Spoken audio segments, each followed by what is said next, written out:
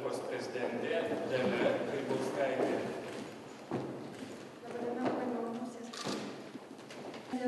Mums visiems ir mūsų kariuomenė labai svarbi diena. Ir aš visada labai džiaugiuosi, kad kariuomenė subręsta žmonės, kurie gali tapti naujais generolais. Todėl džiaugiuosi, kad šiandien išskirtinė diena Lietuvai ir kariuomenė. Generolų gretas papildo Lietuvos kariuomenės jungtinio štabo viršininkas Vilmantas Tamošaitis. Vienas pirmųjų nepriklausomybę atgavusios Lietuvos karininkų, kuris savo patriotiškumu, ryžtu, patirtimi ir vadovavimo įgūdžiais jau užsitarnavo tiek krašto apsaugos sistemos vadovybės, tiek mūsų visų pasitikėjimą. Todėl suteikiamas vienas aukščiausių karinių laipsnių – brigados generolo laipsnis. Reiškia ne tik įvertinimą, bet ir atsakomybę. Pirmiausia, tai įsipareigojimas Lietuvos žmonėms visuomet likti ištikimam tėvynei ir jos laisvei. Visais savo sprendimais būti pavyzdžių jauniems kariams ir savo kolegams, bendražygiams.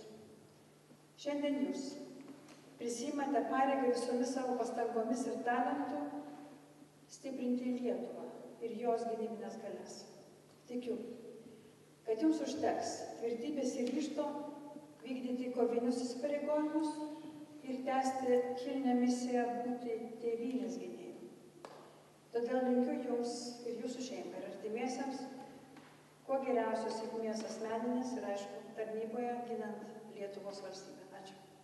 Vadovaudamas Lietuvos Respublikos Konstitucijos 84 straipsnio 15 punktų, Lietuvos Respublikos krašto apsaugos sistemos organizavimo karo tarnybos įstatymo 55 straipsnio 2 dalimi ir atsižvelgdama Lietuvos Respublikos krašto apsaugos ministro teikimą, suteikiu brigados generolo laipsnį pulkininkui Vilmantui Tamošaičiui, Lietuvos kariuomenės jungtinio štabo viršininkui.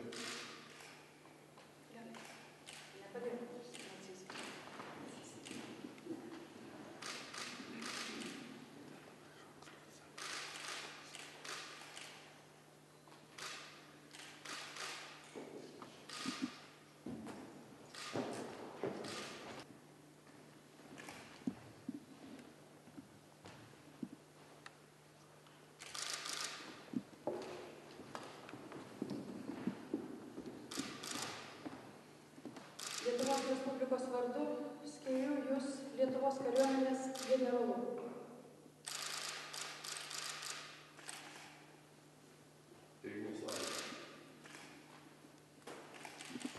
Lietuvos Respublikos prezidento dekretas dėl apdovanojimo vardininkų.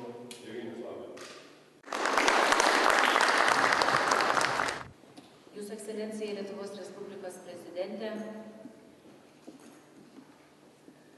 ponė generolė, gerbiami susirinkusieji generolai, karininkai, artimieji, visi, kuriems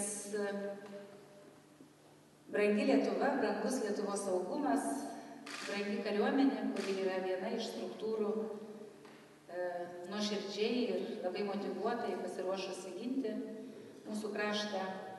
Ir šiandien, kaip jau ir mūsų ekscelencija minėjo, iš tikrųjų yra diena, kuomet dar vienas jaunas žmogus, kuris subrendo kaip karininkas nepriklausomoje šitoje atkurtoje Lietuvoje, kurio gimimo data lėmė, kad jis jau galėjo ateiti ginti Lietuvos arba ateiti į Lietuvos kariuomenę tuomet, kada Lietuva atsikūrė, pasirinko šitą kelią, nelengvą kelią. Kiek žinau, kiek teko kalbėtis, nebuvo jokių minčių, kaip ir daugelį mūsų, turbūt 90-aisiais, 91-aisiais, apie kokias nors pareigas, apie kokius nors postus. Tiesiog tai yra karininkas, kuris labai nuoširdžiai dirbo tą darbą, kurį tuomet jam patikėjo vadovybė, pateisino tą laipsnį, kuris tuomet buvo suteiktas, darbą dirbo gerai ir todėl šitas pasirinkimas ir buvo toks. Atitinka visas kvalifikacijas ir todėl, kad praėjo ir pareigybės, kurios